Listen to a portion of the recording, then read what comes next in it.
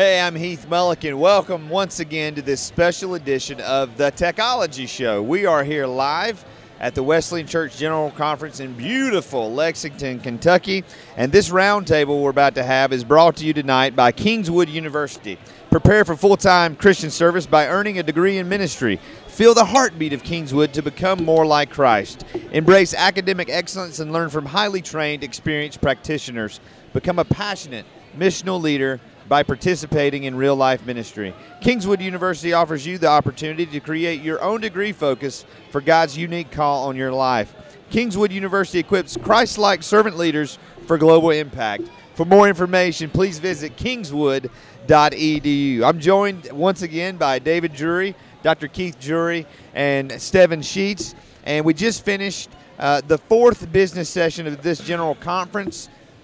Just for a quick recap, this in the morning session voted to go to one general superintendent, and in the second session actually elected Joanne Lyon as that general superintendent. We elected the four executive officers, I believe. Is it executive? What's the executive directors? Executive directors who serve under her. And so tonight, dealing with a lot of memorials. So we want to go through those and talk about why do these matter and how does it affect the local church.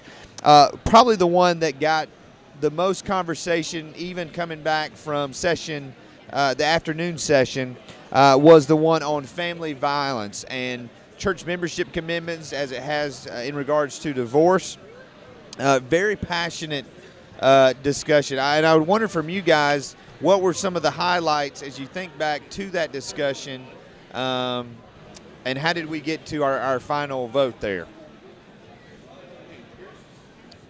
Well, the memorial actually the very first one, Memorial 52, is one that really hits the local church. Right. Everything we've done so far about general church, this hits the local church. What do you do when a lady says, hey, my husband's beating me, my husband's abusing a kid? Yeah. What do you tell her? Well, you got to stay with him, man. Yeah. You can't divorce him. You can't leave him. Right. Or what? And that's what that was. And it came from West Michigan. Yeah. The general board did a substitute memorial. That's basically, and it's a question of the basically sort of opening up to say, if your husband abusing your little daughter, you need to get out of there. Go ahead and leave. You even might have grounds for divorce. Right. Yeah, that divorce is always the last option, but you don't have to stay in an abusive relationship. What will happen from here is this summer, every district conference will vote on this memorial. Right. They will accumulate all the votes, and it needs a 2/3 majority to vote. Stevan, any thoughts on the discussion and the vote on the family violence? I think it's important for us to say that that memorial number 52 did pass by 2/3. The vote was 277 yes to 55 no. Yes. I find it interesting that the polar opposites on the memorial were so vocal that we heard language that said, I've been here for 8 general conferences, and I have never been more passionate about this not being passed. I mean, and then we heard similar language about it being passed, and then it did pass. So there's some big polar opposites on the issue because of the D word. A lot of personal stories from pastors too. Yeah, that's true. Oh, that's so true. It doesn't matter this theme of, Sorry. The theme of this conference seems to be transparency. Jerry Pence. Not a bad theme. Right.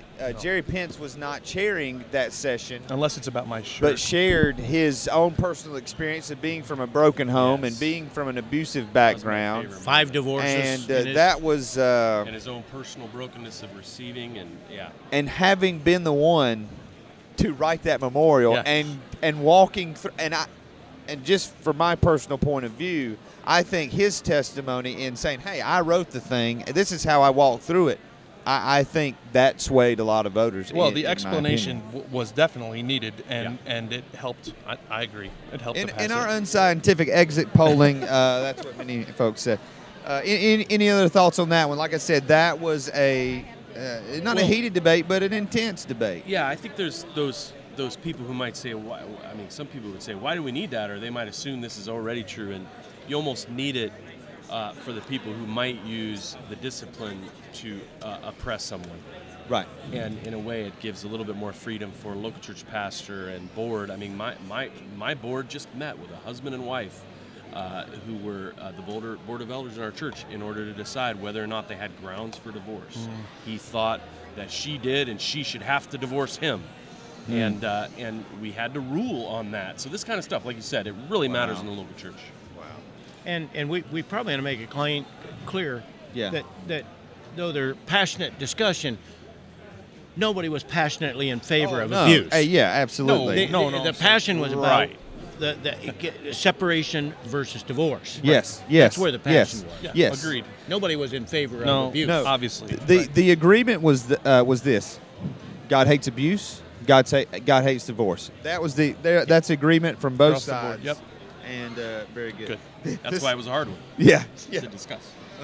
The second memorial that came through during this time, I'll just go ahead and spoil it for you. It passed 307 to 2, and it was a memorial on voting rights for ministers. Many times ministers have had to have a full-time designation to be a voting member. Voting Penn, delegate Jersey, at their district conference. right. Penn, Jersey District Superintendent Harry Wood even stood up and said, I didn't even know this. There was another transparency moment. Yeah. He said, I got three guys that are delegates right here. That's what, one of them has a church of 700. And I apologize for disregarding the discipline from which he got absolution from. He did. Right. He was Yes. absolved Yes. by the one GS. And so that will that affects local churches, that affects local pastors, and again, as we go through time, you find these phrases in the discipline that and so that was kind of a housekeeping thing. Yep. Also, the same with Memorial number 60, which dealt with the election of General Conference officers and how to elect a secretary for General Conference, thing like that. It passed 323 to 5, which led to some discussion in the chat room. On some of these voting issues. no? Now, let me just. There's some issues, the family violence. We talked about abortion. There's some issues that are, especially the one on sin, that are foundational, and some of these are memorials that you have to do. But Dr. Drury, are there just people who are there plants? Are there plants out there to say, you know what you got to do your job, and they just vote no? It's in the software, maybe. It's in the software. No, there's some people just on the wing say, I'm against that. Right. And it's the only way to notice yourself up on that voting and say, hey, there's only three of us there. And they elbow each other and go, hey, there's us. That's our row. Larry, Daryl, and Daryl. It's a great question. It does make you wonder. Say, who are you guys? Are the same guys always? Right. If there's 5, 6, or 7. 5, 6, or 7, exactly. And now I've got Memorial number 65 and have no idea what that is in front of me. That's the one where the GS can name. Thank you. Go ahead. That's the one where now we have one general superintendent, we have 35 districts. There are a lot of districts. 34? 30.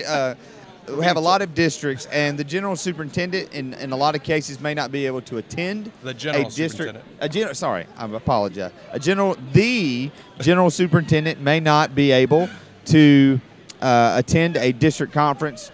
Memorial number 65 made the case for who would step in that case, and it passed 326 to 6. Again, they actually added a person from the previous memorial, Right. I guess, during the break. And again, that's a 2/3 majority vote here, and then because it's a constitutional, it has to go to all the districts and have 2/3 vote as well. And that's what a lot of people who may be at home may not understand is in constitutional issues, it very similar to the United States government.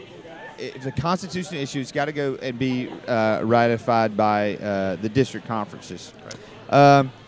Next was the Board of Review, which is a board that reviews things and the prayer is that they would never have to even meet. And they passed 324 to 7. So the number just seemed to go up. These people's like, I don't like that. However, saw names like Heather Semple, who's a pastor in Wisconsin, some young people, and that was cool just to see some names. And I'm pretty sure in the chat room she said, what did I get nominated? She got texts from both of her brothers saying, hey, do you know that you are now on the Board of Review? And she was like, The what? I told her it's just a stepping stone. It's just a stepping stone. She's going to start in the Supreme Court and move down. Yeah, is that what that is? Our Supreme Court that meets once every 50 years. Yeah. I don't recall that it's ever. Well, yeah, it may have met in the last 50 years. So I mean, but in case we needed it, thankfully, Now that's it's the kind of there. committee to get on, man. That's better than the nominating committee. Yeah. You can appeal a ruling of a general superintendent, a general board. I mean, it's on the books. It has Board of power on the Review. books. Very interesting. I bet one of those 7 people have tried to do that occasionally. I'm not going to comment on that. Now, memorial number 79 was a memorial on abortion. It was not recommended. Not recommended by the committee, Yes. and was not going to be read. Right, and so Somebody made a motion. they made a motion for the memorial to be read. What this did was change some language would have changed some language in the discipline as far as our beliefs on abortion. It did not pass, and the memorial was not read, therefore it was not voted on, and Slipped into the wild. there you go. woods. Now the last one that was voted on, I found very interesting. The North Carolina West District did some research and found that in North America, there were over 250 churches that gave no money $0 outside of themselves. We all just finished, lead pastors just finished filling out church reports. Favorite time of year. It is. Lobster for everyone. So I wish we could do it twice a year. Right. So there are monthly. Well, if you're a developing church, you do get to fill out a report monthly. And I like that because they ask you, who did you talk to this week? Who have you personally led to the Lord? And when you have to say, nobody. Well, anyway, that's what we're talking about is what they've added is a missional activity requirement for established churches. And basically all they're saying, hey, there are 6 categories here of spending. And in one of those, it needs to be money spent outside the local church. We're not just talking to global partners, but are you Even giving non-Wesleyan missions? right? Which, I mean, but are you giving money to benevolence? Everything else. etc. Right. It's So this is not just churches who are not giving to global partners. This is churches, over 25% of North American churches that gave no money to anyone outside their local church. Yes, 250 churches. Yes, Yes. he's becoming shrill. Yes. not a quarter of our churches. 250 How many we churches. got? 250 total. But how many churches total in North America? 2,000.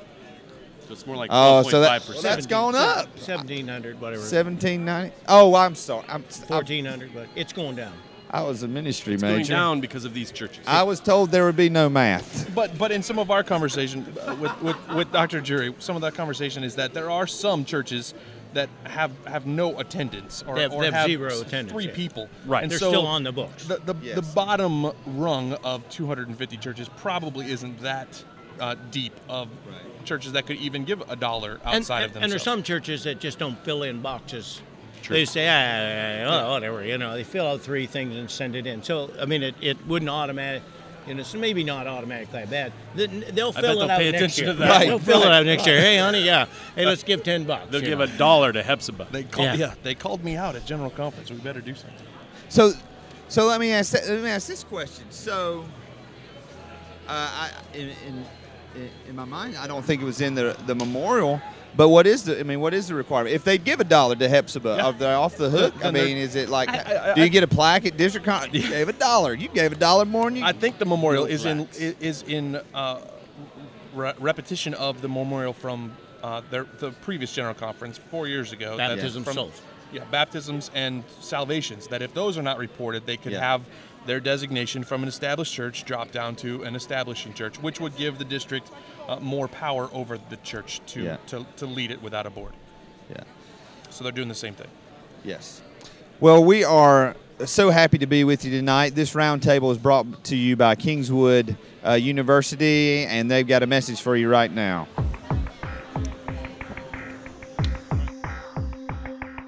This 2012 General Conference coverage is brought to you by Kingswood University. Prepare for full-time Christian service by earning a degree in ministry. Feel the heartbeat of Kingswood to become more like Christ.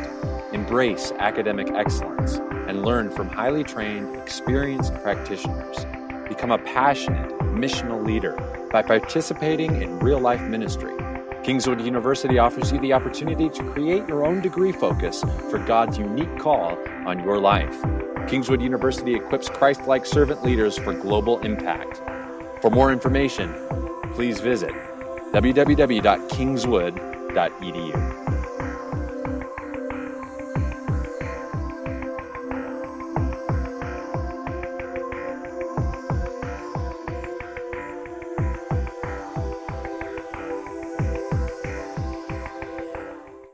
Again, thanks to Kingswood University. Now, a lot of people may say, hey, today was the big day. We've already talked about the historic elections today, the new setup and structure of leadership, the new leaders that are in place. But there's a lot going on tomorrow. One memorial we were talking about particularly was Memorial 160, talking about local church board structures. Dr. Drury, you were mentioning about that. What are your thoughts, and where do you see this discussion going tomorrow? Well, it'll be interesting because it's a measurement of how much the General Conference is going to allow adaptations. Yeah. One of the things that's happened over the last 50 years is we have churches of like 8,000 and then a whole bunch of 70 and 80. Right. Well, we have a discipline created for churches of 100. Yeah. Created when people rode horses and went to conference. That's what, basically that's what we have. Yeah. And so this one allows to say, okay, here's the standard model. Here's how you're going to do it. Right. But if you ask the principal in the principal's office, the DS, if you ask them, you can invent some new ways of structuring. Right. In a local church. Permission. To me, I mean, people may not know this, but this is something that's already going on with permission from district leadership and denominational leadership, and for me, there seems to be a lot of our larger churches that are doing a really good job with some of their structure that we could learn from. But that should be an interesting debate. I know that College Wesleyan has a structure where you have elders, and I believe you also have deacons, and that's a very interesting model to me. Yeah, it's almost biblical. But I think part of why this came up is so many of the larger churches and then district superintendents not only interacting with larger churches, but church plants and developing churches that maybe need a new model, wanting to innovate. So I think this is very much favored by those kinds of leaders, right. To give. And it was kind of, I think it's nice that it was really initiated by the General Board, and Dr. Pence, I believe, is the one who wrote this and researched it. This might send a signal. Yeah. If this goes through strong, it might send a signal that the church is willing to admit one size doesn't fit all. Right. Right. You know, and then we'll see more like this in the future. Yeah. And to me, I mean, more than anything, that this Memorial tomorrow 160, I get a sense that even though like you said, a lot of the elections today have been about the general board structure at the headquarters level, there just seems to be such a focus and a feeling that if there's going to be a movement or a revival in our denomination, it's going to start in my neighborhood, in Stevan's neighborhood, and it's going to start in the heart of a pastor, in the heart of lay people, and in the local church. And that, to me, is when I said this afternoon, I'm ready to get home. I'm ready to go. I'm just it's like an old-fashioned camp meeting, except I did not have a hanky and was unable to run around. Pews. There were no pews. I looked for them. hanky. What? Hanky. There's an app for that? Yeah. But you did get a good night's rest on your straw. I did. I was going to say about Dr. Drury just said the discipline was written for churches that were pastors were riding horses or sleeping in straw ticks. Yes. Yeah, straw ticks too. Yeah, that's it. Well, the straw tick thing lasted longer right here. Yeah. Well, it's still around. We're going to post a picture of a straw tick on the website. Speaking of websites, gentlemen, Stevan, where can folks find you on the internet? Hey, I've been trying to post the memorials and the activity and the vote numbers on stevansheets.com, STEVAN sheets.com. And on Twitter, he's Navitz. Pretty much Navitz everywhere. That's his kind of his catchphrase. Yeah, it's Stevan backwards, which I actually asked on a internet forum one time and was mocked relentlessly by Stevan's followers. So followers of Stevan, I prefer. I wasn't really that insightful. Stevanites. Dr. Drury, you've been sending out an email newsletter. I mean, before most people had email. Before You've been AOL blogging. existed. Where can people That's right. find some of your writings online and follow your work? TuesdayColumn.com, although the thing I'm really interested in right now is WesleyanHistory.org, which is a site that goes with the new book. Wesley, and you need to buy that new book, The Story of the Wesleyan Church. I've got my copy right here. It's about to get signed. I want to make this announcement, but today was a historic day in so many different ways.